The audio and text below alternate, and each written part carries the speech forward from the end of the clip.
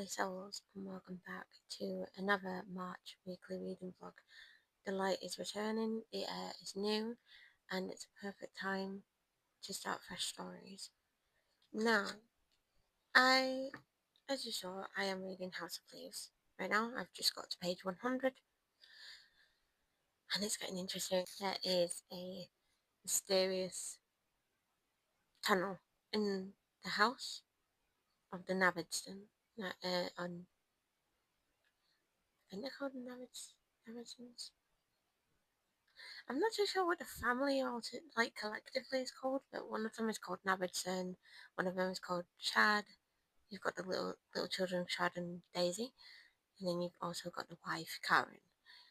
And they have recently moved house. They've moved into a new house, and they've realized that this house, there is something wrong with it. It has a big, mysterious, dark tunnel that I don't know where it leads. They're doing explorations and experiments, basically, to figure out why this is a thing. I mean, it reminds me of Labyrinth a little bit because it keeps changing. Does the mysterious tunnel, and I don't even know whether to call it a tunnel because there is stairs in it as well. And there's inside the house, there's no north, there's no east, there's no south, and there's no west. And the house doesn't support animals, so if an animal runs down that mysterious tunnel, they'll appear outside. They'll get teleported either outside the house or somewhere different in the house, which is interesting to say the least. And some of this book has felt like someone has been rambling a little bit, not gonna lie. Basically, we have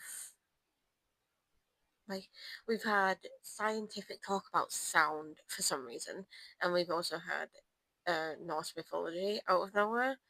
I love good Norse mythology every now and then, but it was random. It was really random. It had nothing to do with the story, and had nothing to do with Johnny Truant's stories either. So you're following two stories at the minute. You're following Zampano's Navidson record that he thinks was a movie of some sort. Zampano is an old man that unfortunately passed away in weird circumstances at the beginning of the book. And Johnny Truant, I'm not too sure what his job is. I'm still confused as to what his job is, but he used to be a tattoo apprentice. But I think he still is a tattoo apprentice. I'm not too sure. But you're basically following both of these stories, and the story of Johnny Truant, it's in the footnotes. So it can get a little bit confusing. This book is supposed to get you confused. It's supposed to unsettle you. It's supposed to make you feel weird. It's supposed to just make you really distressingly scary, apparently. It's supposed to be distressingly scary. I have felt very confused. And also, parts of this book has been trying to get into the reader's head, and I find that so interesting. It's got me intrigued and confused at the same time. Hi, sorry, I haven't updated you for a few days because the 29th and the 30th I didn't read. I was busy gaming on Stardew. I've restarted Stardew, so I'm going to be doing 2 game saves. One of them is a fairy-esque cottagecore person called Sylvie Rain, and then the other one is going to be a witchy core person. The Sylvie Rain lives on Honeyglow Farm with her kitten called Twinkle. Now, she lives in the forest as well, so I'm trying to make it fully fairy-esque, fully cottagecore. So she lives in a farm in the forest, but I'm gonna design the farm like a cottage. I guess when I can design the farm, because at the minute it does look like a little cottage, which I I'm loving, by the way. But I've realised why I couldn't read for 2 days straight. It's because I still had House of Leaves in my room. And the reason why I couldn't read because it was in my room is because my brain kept thinking that reading is work, and it felt like I had a rain cloud over my head whenever I wanted to read because of that book. But now that that book is away, it's gone to the library. I went to the library yesterday. I've started reading again. I forgot to actually tell you that I did start a little ebook on my phone called Time Hop Coffee Shop, and we've just met. Like you're following Greta Perkins and her husband Jim and her teenage daughter Lottie, and basically, well, no, you're mainly following Greta and what she's going through. She's been to a cafe shop, and she's done a speech. It was a disaster. And then she's also just gone to a coffee shop where this the owner is being really, really strange. Like, she's saying that there's rules for drinking the coffee. You can only have one a week with no milk.